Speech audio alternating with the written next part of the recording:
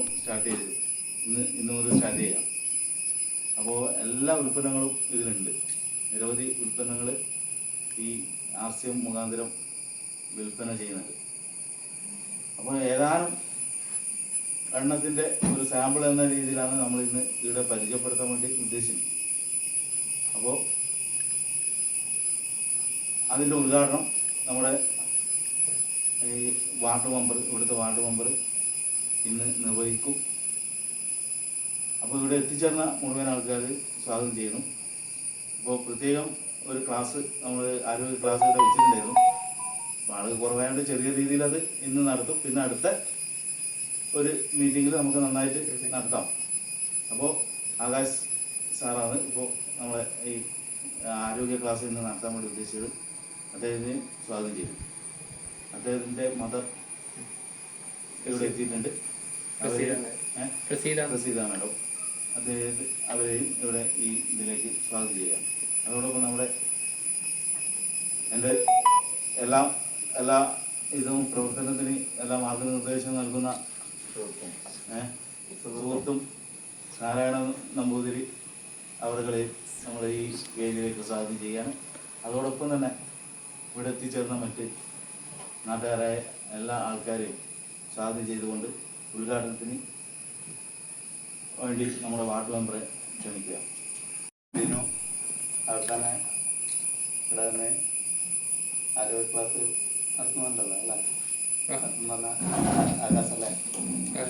ആകാശ്. അതുപോലെ തന്നെ ആകാശിലെ മമ്മിയല്ലേ?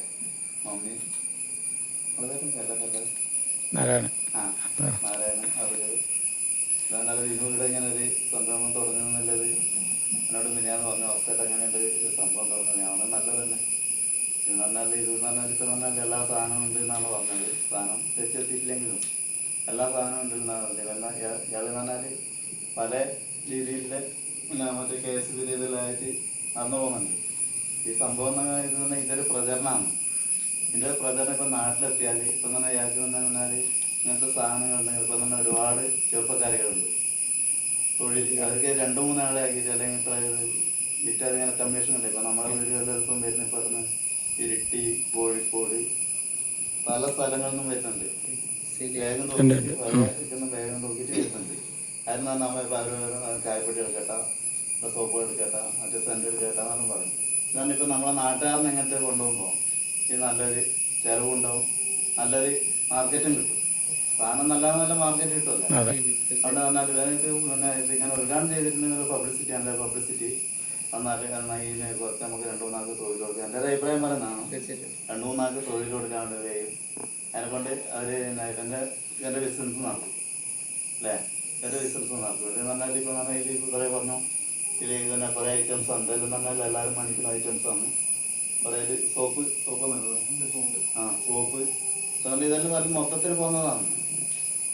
അതുകൊണ്ട് എന്ന് പറഞ്ഞാൽ ഇതൊരു നല്ല വിജയമാക്കട്ടെ എന്നല്ല എന്നാണ് എനിക്ക് പറയാനുള്ളത്. ഇത് തന്നെ നമ്മൾ ഇവിടെ വെച്ചിട്ട് നിർത്താൻ പാടില്ല. ഇത് തന്നെ എന്താ നമുക്ക് ആളില്ലാതെ എനിക്ക് എന്ത് ഇത് നടക്കോ ഇല്ല എന്നുള്ളത് അതുണ്ടാകാൻ പാടില്ല. ഇത് പറഞ്ഞാൽ മുമ്പോട്ട് പോകുന്നില്ല ധൈര്യം നമ്മുടെ മനസ്സിലുണ്ടെങ്കിൽ തീർച്ചയായും മുമ്പിലോട്ട് പോകുന്നില്ല എന്ന് എനിക്ക് പറയാനുള്ളത്. അതുകൊണ്ട് തന്നെ ഇതിന് എല്ലാവിധ സഹായങ്ങളും നമ്മൾ പറഞ്ഞ വേണ്ടുന്ന രീതിയിൽ നമുക്ക് വേണമെങ്കിൽ പല സ്ഥലത്തും പോകുമല്ലോ. നമ്മൾ വേണ്ട സഹായം നമുക്ക് വേണ്ടത് ചെയ്യുന്നില്ല എന്ന് പറയാനുള്ളത്. കൂടുതലൊന്നും പറഞ്ഞില്ല. അത്രയും നാളിലും അതെന്നിട്ട് ഇത് ഹോം ഷോപ്പ് അത് ഞാൻ ഉദ്ഘാടനം ചെയ്തതായിട്ട് അറിയിക്കുന്നു.